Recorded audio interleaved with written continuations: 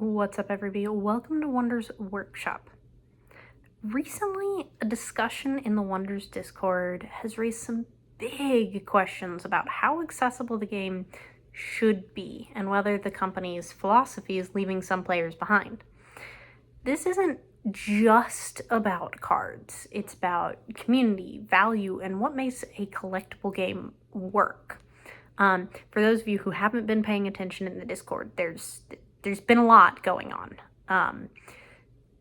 And this video is kind of a bunch of things that I've noticed pulled together. I'm trying to talk about things that the community is talking about, and I'm trying to be aware and do all the things and take all the sides that I can and give as unbiased sometimes. Sometimes I'm very biased, but I try to be clear when I'm being biased, and giving my own personal thoughts, and try to give just an unbiased opinion of what's going on, so that people can try and understand all the different things. And so there's been this big debate about the SKUs and whether there should be the special alt arts in the play boosters, whether there should be OCMs of those alt arts in the play boosters, whether or not, just a bunch of debate and conversation, and that's great, and I love it all. And I think I went through and I pulled out some of the quotes that I thought were really important. And I think one of them was, if you're 50-50 collector and player, then you get screwed on both ends. And this was somebody saying that, if you are both a collector and a player, then it feels like in Wonders that it's really hard to get what you want out of it, because there in Wonders, it's very strongly, the SKUs are very strongly, either it's a collector SKU or it's a player SKU. And so I think some people are really starting to feel that oppositeness. And so, somebody else, I don't remember this, somebody else, I just have a sheet of quotes that I'm looking at on my computer. Another quote is, hardcore collectors get what they want, players get what they want, and everyone else gets screwed. And I think it's important to clarify here that what people are talking about when they say hardcore collectors, they're talking about money. And this is coming from something that I've been seeing kind of growing in the community. This is not wrong. I'm not saying anything's wrong. I'm just pointing out something that I've seen, and that other people are noticing and are struggling with. We have a lot of whales in Wonders of the First and in the larger block packs community. And I think where a lot of this tension is coming from is that there's a lot of whales who buy a lot of product and like to buy as much product as they can. And I think that's making the people who are dolphins, sharks, I think dolphins is the term that I normally hear, medium collectors with a little bit of player, not as much disposable income, feel like they can't get what they want. Because if all of the whales are buying up the dragon boxes or buying up the collector boosters, then it's hard for other people to get access to them. I'm not saying that that's what's happening all the time. I'm saying that that's certainly a way that some people feel, and I can see why people feel that way. I think Wonders is doing a good job of trying to figure out the balance. It's been 7 months since the shattering, so it's not like I expect the team to have this whole thing figured out and just be like, this is the solution, here's how we're going to do this all, and we're just going to move forward like, everything's perfect. Nothing is ever perfect first try, second try, nothing's ever perfect, end of statement. So, Wonders is trying to figure out ways to do this by, figuring out how much people are expecting to order. I think I've seen thing or two where they've put a cap on the number of product that you can order on a specific thing. But this comes back to a basic debate in Wonders. Collectors versus players. And the whole game is built on the dichotomy between collectability and playability. And it's built to cater to both collectors and players. And so there's SKUs for collectors or players. To clarify the way that I'm talking about this, because there's a lot of different terms for collectors and players. Collectors buy boxes, they open them, they're looking for rare cards. And some of them are also investors, and they're buying and they're keeping and they're holding for a long time a couple of boxes and opening some of them. I'm not throwing scalpers into that. That's its own mess and issue. And players just want cards. They don't care if it's a formless, for the most part, they don't care if it's a formless foil, they don't care if it's an OCM. They want to be able to play the game. That's why they're called players. And I think a lot of the people in this game, because of the way it's designed, have a lot of overlap. Myself, I'm not even a dolphin. I'm like the little fish that could. I get in where I can. I spend, what is feasible for me to get mostly playable product with some collectible product, because I do like to collect. I do like to open, collector packs that have the more rare cards, because for me, there's this little bit of, if I'm going to gamble on something, it's going to be cards, and that's much safer. And when I don't pull anything crazy awesome, then I just have more cards that I can play with. I enjoy deck building, so it does not hurt me to have more cards. But I think a lot of the people who are more dolphin level collector players feel like it's really hard to get into, the nitty gritty of being both a collector and a player, the way that the SKUs are set up right now, because a lot of the whales are getting all of the collector stuff, and sometimes even dabbling into the play boosters. And I think this is an issue across all TCGs, CCGs. How do you make a game that's playable and collectible without alienating your audience, or part of your audience? And you know what? The answer is that you're not. No game is perfect. You cannot do any, you physically cannot make a game that's perfect. You physically cannot do something that will not alienate someone. That's life. No matter what you're doing, you're going to make someone unhappy, because that is human nature. Not because humans are grumpy, but because humans are bad, but just that's how humans are. Humans are different, and they have different opinions, and that's the beauty of being human and life, is that we don't all agree. But you can't make a perfect game. And I think, a lot of this tension is coming in from, how many collectors we have in the market right now. And the proportion of whales, and we have a lot of scalpers in our market, which is not great. That's really difficult for people, especially when you have scalpers go and buy stuff at MSRP markets, sticker price, tried to turn it around and sell it for like triple. I remember the first day that play boosters were out, there was one turned around on eBay for like $150.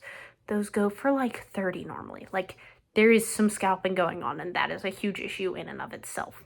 Part of the Wonders game right now and collectability is figuring out how to navigate whales and scalpers and all these things. And I'm not gonna lie, it sucks sometimes, but it's also just how life works. And I think part of this tension is coming in because we're seeing, and the way this conversation actually started, and I probably should have included this earlier, was somebody being upset that they didn't pull an OCM or a, stone foil or anything crazy out of a play booster. That's not what play boosters are for. And so I think part of this tension is coming from, I think a lot of the collectors, and you've probably heard me say this before, whether on my channel or talking to other people, a lot of the collectors have collected what they want to get. And so there's, like, collections are getting close to complete, and now there's this want for more. And so, the people are getting frustrated because they're not, getting that chase, that feeling from opening packs and pulling. I mean, I've opened an OCM before. It's freaking rush. Like, to open, and I've been opening packs in Magic for over half my life. To open a pack and find a $40, $50, $60, $100 card, it's like a whole, it gets to you. It's a feeling. There's a reason that people love opening cards. And I think people are not getting that same sort of feeling from play boosters. And I think that's frustrating for people who are expecting that. But I think there's also this part that's not what players are looking for when they open packs. Typically. Yes, a player is going to be excited if that happens. Like, take that from somebody who's probably more of a player than a collector. I'm still excited when I open a really good card. But I'm also going, okay, this card will go really well in my deck. This card, I know somebody who needs this card and I can trade this card. And it's the ideas that come flooding to you. And there's just a lot of different ways that the community is feeling right now. And I think, there's a lot of frustration. Some people have said that, they feel like the mantra "get in where you fit in" tends to mean if you want to be a serious collector, get some money scrub. Or, like that whales are going to whale and scalpers are going to scalp. And if you want to collect, like I said, navigating is part of that. And I think, there's more, there's so much to this. And I think, there's just so many parts that people are frustrated with. And I think, people, somebody said, somebody brought Magic into it, in talking about splitting the baby and, talking about this, like, trying to meet every audience and then having MTG pulled into it. And don't get me wrong, I love Magic. I've been playing Magic for over half my life. There are things that I don't like about what they're doing. That's okay. But I think this idea of trying to make everyone happy is where a lot of people feel like Magic has gone wrong. With all these different secret layers, universes beyond, like, bringing everything in. You've seen the jokes. I said recently in Discord, one of my friends asked me if Magic was the new Fortnite. So if that gives you an idea of where Magic is right now. And Magic is trying to go so far and appeal to so many audiences and make everyone happy. And of course, not everyone's happy. But Magic also has a huge following. They can afford to make, to take gambles and try to appeal to everyone. Wonders can't do that yet. Wonders is still building its identity. Communication student hat coming on here. In the early days of becoming whatever you are, whether that's a person, whether that's a company, whether that's figuring out, who am I? What do I stand for? You have to pick what that is and you have to stick to it. And I think, Frenchie made a lot of really good points about brand. And, he made it very clear in his posts in this conversation, talking about the philosophy of the company. Premium treatments are intentionally aspirational. When they aren't, nobody wants them anymore. That's not wrong. People want stone foils because they're rare. People want collectibles because they're rare. Like he also, used alcohol as a comparison of the different SKUs. We have fine champagne and craft beer, but we will never try to create cheap champagne. It makes sense. And I think that's what a lot of people are looking for right now and complaining that they're not finding, is that cheap champagne type of thing. And so, there's this trying to figure out, and the Wonders team is still figuring out, of how to best meet the needs of the people who are here. And, what does that look like? How do we balance that? And I think, what people forget when they're passionate and they have a lot of money invested, as somebody pointed out, there's a lot of people with a lot of money invested in Wonders, is that, this is about how the Wonders team sees it, but also scarcity is what gives things value. Like supply and demand, that's how this works. So if people weren't feeling like they didn't have access to OCM stone foil, then, is the scarcity where it needs to be for people to feel collectible? And there's just this sense of, what is the answer? I don't know. I think, didn't mean to knock my phone there. There's this whole thing about what should be in a pack versus what shouldn't. Should you just create another level of foiled card to fill the gap for medium level collectors? What is the answer? I mean, and I think the answer is that Wonders is what Wonders is going to be. And I think Frenchie said something along these lines, and I don't necessarily disagree with him. Wonders is a game. Its company is choosing to do things a specific way. Whether or not you agree with the way the company is doing things, the company is not going to change its basic core tenets of trying to appeal to both categories. It's not going to, dilute the collector product or rarefy the player product to meet the needs of the middle. So if the company isn't doing what you want it to, and the game isn't making you happy, then maybe you need to think about what you're spending your time and money on. Because first and foremost, what a game should be is something that makes you happy, something that gives you joy and makes you passionate.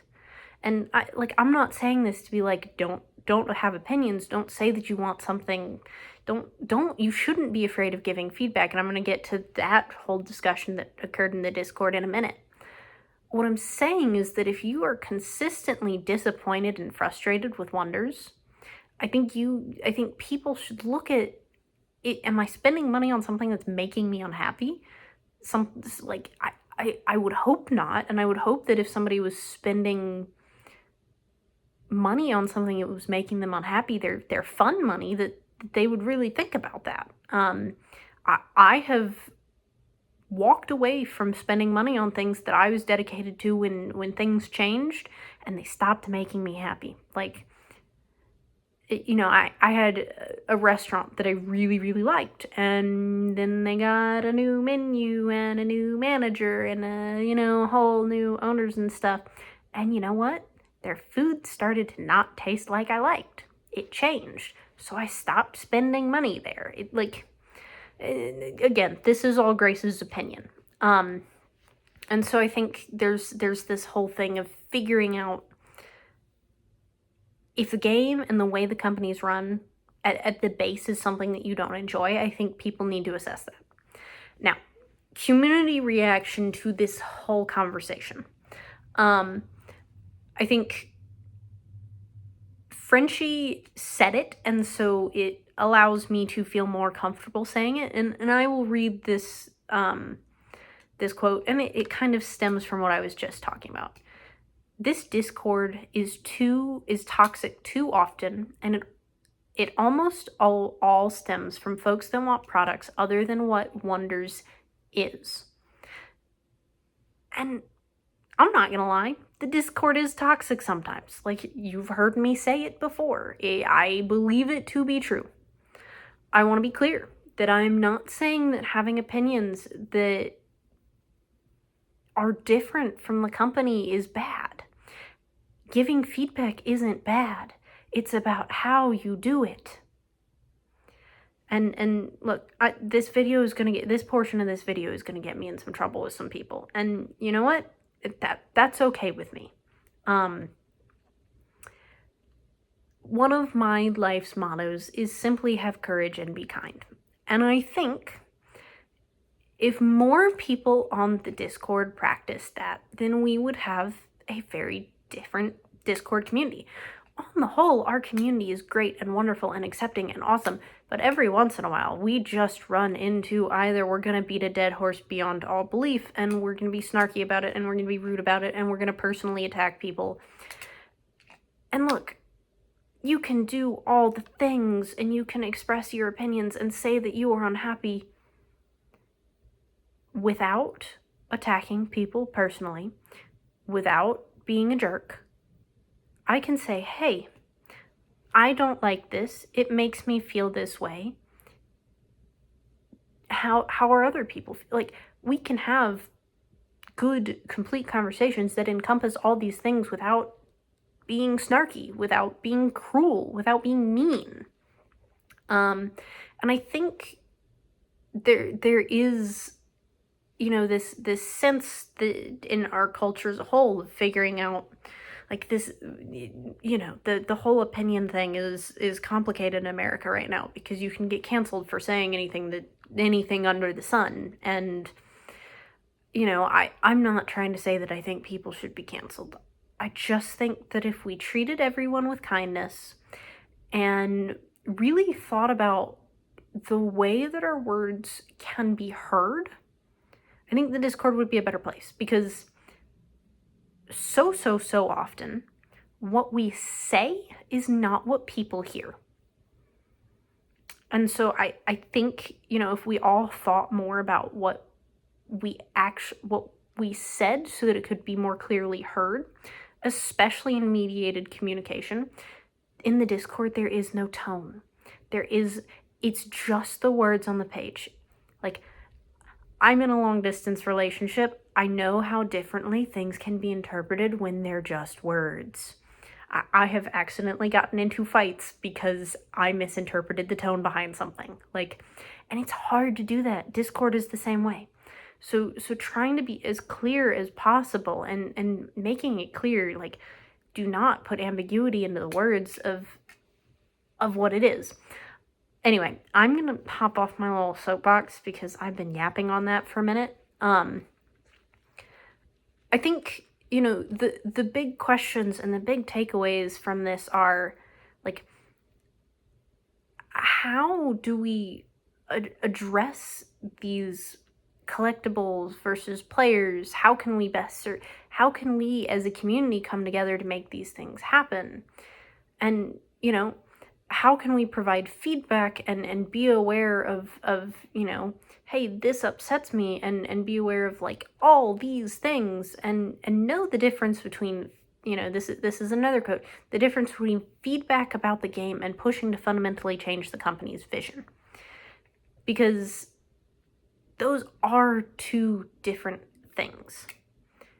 And, figuring out and navigating a new community, a new game, it's all about balance. The balance between access and aspiration, the balance between feedback and focus, and figuring out how we as a community can help the game grow, and how we as a community can best understand each other and what the community wants. And, there's just so much. And, I think everything has growing pains. And it's okay to have heated discussions and to have arguments. It shows that we are passionate. We just have to remember that there's a human behind every single screen. And, I think, figuring out what the balance of accessibility and collectability and being patient, because the delay has added, a lot of tension. And, there's there's no easy answer, and there's no right answer right now. And I think, you know, the thing that I would have people take away from this video, because I'm a big fan of tell them what you're going to tell them what you told them, and this video has ended up being more of a little soapbox moment, so I apologize for that. But the big thing that I hope that people take away from this video is that if you love the game and, you know, it makes you happy, that's great. If everything about the game is frustrating to you, I think it's time to look at fundamentally whether you're spending your money on something that makes you happy. And most importantly, we are all people. Frenchie is a person. Like, every single person on the Discord is a person and deserves to be treated with the respect of a person, even if you disagree with them. So yeah, there's my little 26-minute rant about that whole conversation, and I'll do a video more on the logistics of what was being talked about, because I wanted to talk about that, and then I got really sidetracked. But, you know, that's what I've got for you today. So, as always, please like, comment, subscribe. If you disagree with anything that I said, like, I know I had a lot of opinions in this video. Feel free to let me know in the comments. And please just keep being your wonderful selves.